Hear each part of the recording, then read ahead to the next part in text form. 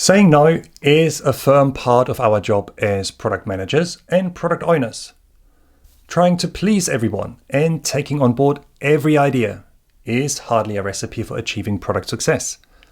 But saying no can be tough, especially when we are faced with a senior, assertive stakeholder. In the following, I'll share 5 tips to help you address this challenge.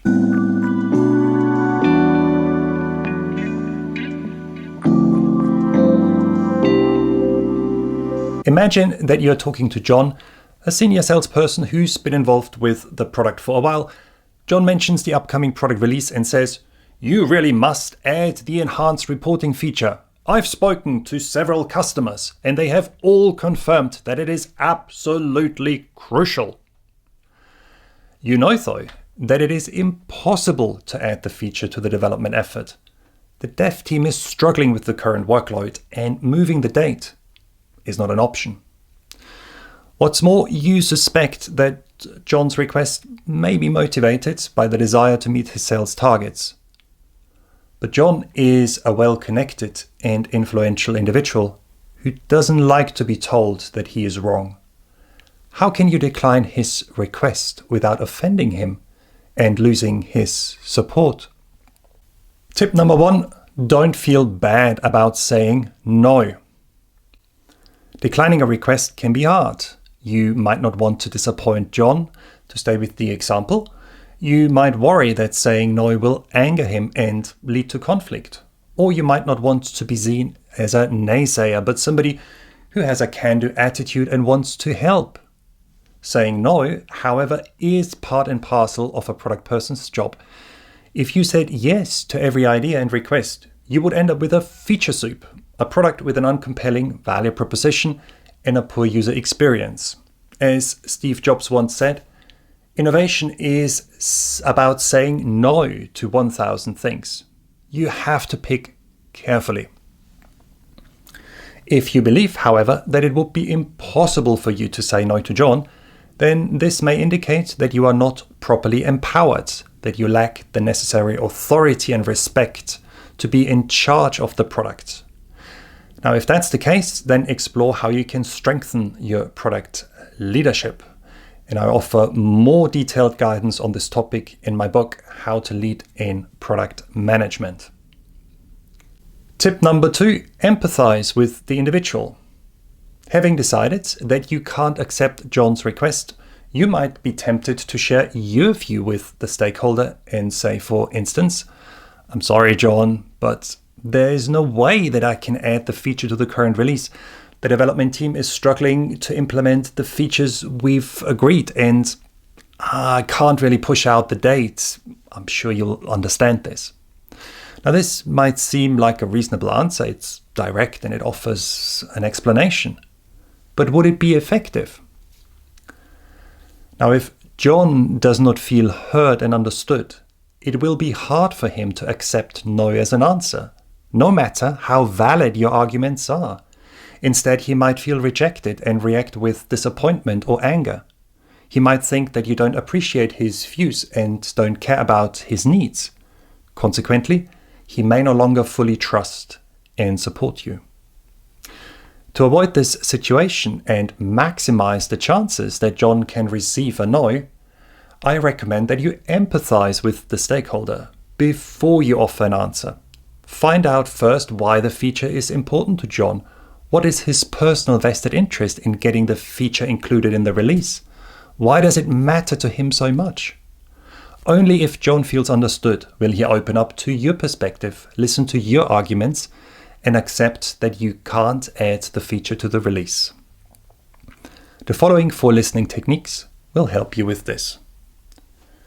First, give the individual your full attention. Maintain eye contact and show the person that you are interested in what she or he has to say. Second, keep an open mind even if you disagree with what you're hearing or if you dislike the individual. Listen with the intention to understand, not to answer.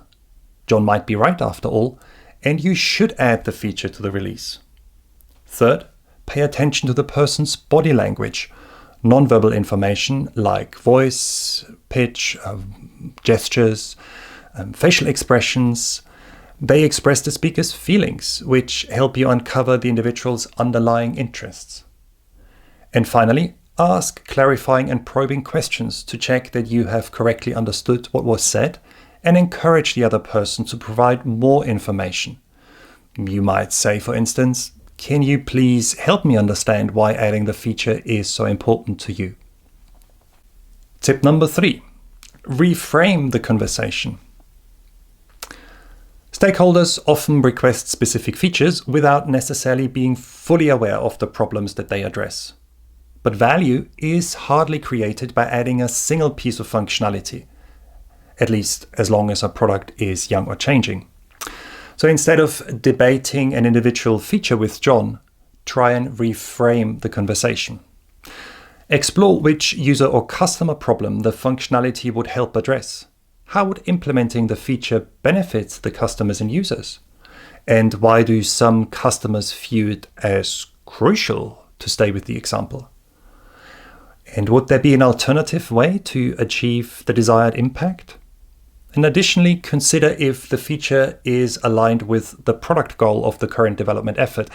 The outcome you want to achieve, that might be, for example, to enter a new market or increase engagement. Will addressing the user problem help you meet this goal and create the desired outcome? If the answer is yes, then you should consider adapting the development efforts, and you may decide to add the feature to the release, assuming that you can make appropriate adjustments like reducing or removing other features or extending the delivery date. But if the answer is no, then you should probably decline the request. Tip number 4, don't rush the decision. It can be tempting to quickly make a decision just to be done with it.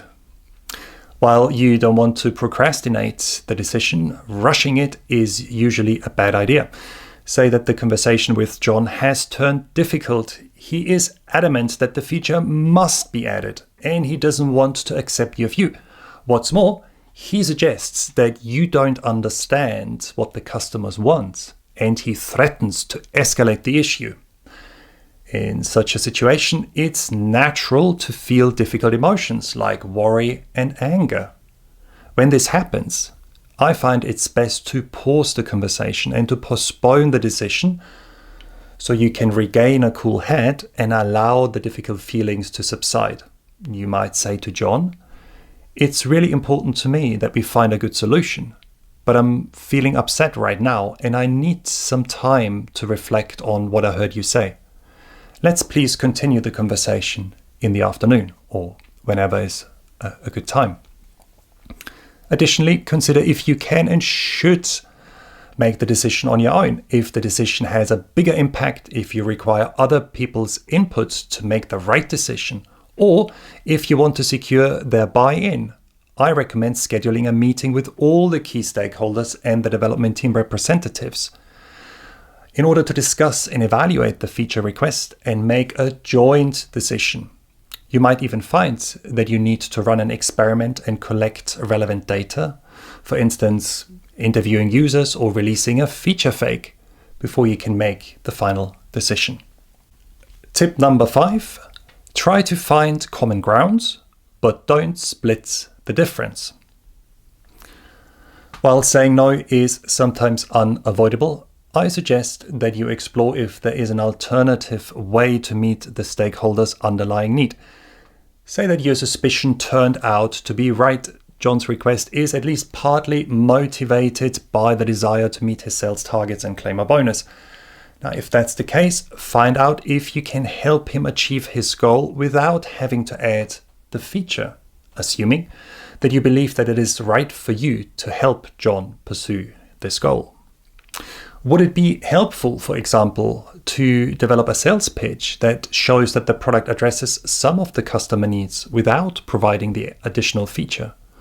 Or is there another way that you can come up with together with John? But don't make the mistake to simply split the difference or agree on the smallest common denominator, suggesting that to John that you will partially implement the feature now and then part in another release, unless this would actually meet John's need and it wouldn't sacrifice sustainable pace for the development team. Do what is necessary to maximize the value your product creates, but don't attempt to please individual stakeholders. Be kind but firm, and remember, successful products are not built on weak compromises or the smallest common denominator. Now, I hope you found my tips helpful. You can learn more about saying no in dealing with difficult stakeholders by attending my product leadership workshop, which is also available online, and by reading my book, How to Lead in Product Management. Thank you for watching.